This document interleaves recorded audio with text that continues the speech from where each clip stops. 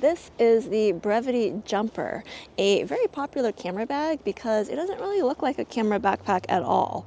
It actually looks more like my high school and college backpack, which, that's its main appeal. But it is a camera backpack with a pretty big flaw.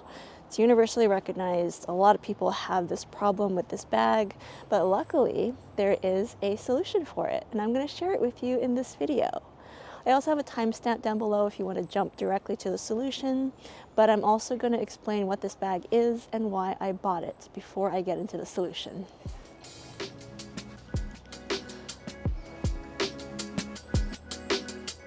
So as a longtime photographer and videographer, I have accumulated a lot of camera gear, including a lot of camera bags. And I've done quite a few dedicated reviews of those camera bags on this channel. It's not that I don't like those bags, I still like them, I still use them, but I want to be able to go out in public and not look like I'm carrying thousands of dollars worth of camera gear, So that's where a bag like this has come in really handy, and this is why I bought this bag to begin with. So this bag is the Brevity Jumper. There is another bag that I think has a top flap. I have not tried that bag out, but it is not camera centric, so that's why I didn't go for that version. But the Brevity Jumper has two different sizes. This is the 18 liter, the regular size. There is a larger version that is 22 liters. 18 liters for me is the perfect size. Now, what makes this a more photocentric bag are two things. First of all, the pockets. So we have a main pocket up here, which is zippered. There's also a laptop sleeve in a separate compartment. I like that it's separate. That's very nice. Then up front, we have a smaller zippered pocket with little mesh pockets to organize your smaller items. For me, I've got my car keys in here, hand sanitizer, things like that. And beyond that, this actually took me a little while to find, but there is yet another pocket beyond this front one, which gives you access to the bottom compartment of this bag. There's also a side zippered pocket to give you access to that same bottom compartment. Now, what do I mean by compartments? Well, that's the other feature that makes this a photography or videography centric backpack. On the inside, it comes with these dividers that help you store and protect and organize your camera gear. Now, the thing about these dividers is actually the big problem with it. It's not just me that finds it a problem. I actually knew this going into it, because if you look up the Amazon reviews, that is like the #1 thing that people don't like about this bag. The divider quality, honestly, they're not that great. They are definitely not strong enough to support most camera gear. And so that's why I bought this bag used.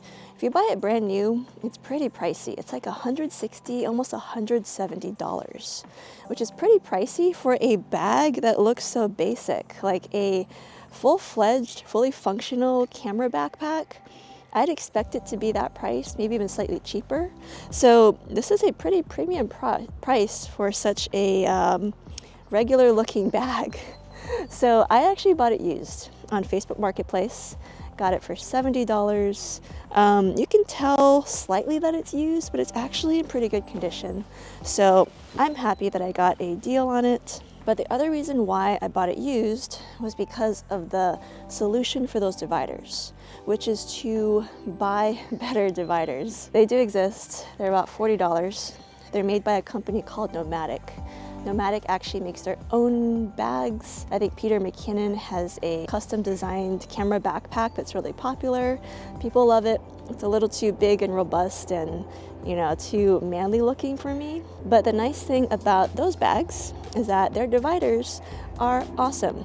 They are proper. When I unboxed these Nomatic camera dividers, I was like, oh, this is what I was expecting. This is what camera dividers should be like in terms of quality. They're super stiff. The Velcro is really sticky. It attaches really nicely inside of the bag.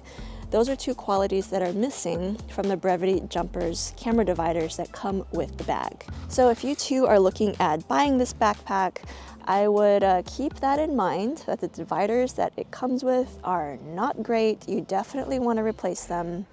And, to their credit, it's very easy to remove the dividers from the backpack. So maybe that's what they were thinking. They wanted to make it ultra easy to configure it into a regular backpack where you could use the full, big compartment in it. But to me, that defeats the purpose of why I bought this bag in the first place. I wanted to be able to compartmentalize my items, and I can't do that with the stock dividers. You can do it by buying separate dividers. It does cost extra money. When you add up the amount that you would pay if you bought this bag brand new and bought those dividers, it's over $200, which again is a very premium price for a product that is intended to be rather casual.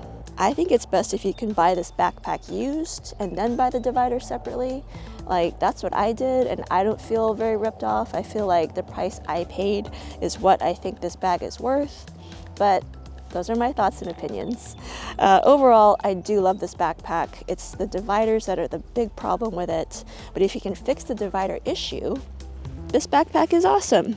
I'm actually about to go on a 2-week vacation with it, and I am so excited to be able to carry my camera gear and take you guys along with me. But anyway, those are my thoughts on the very popular Brevity Jumper camera backpack. Let me know what you think in the comments below. If you have any questions, thoughts, opinions, other ways to fix this backpack that I haven't heard of yet. And thank you so much for watching.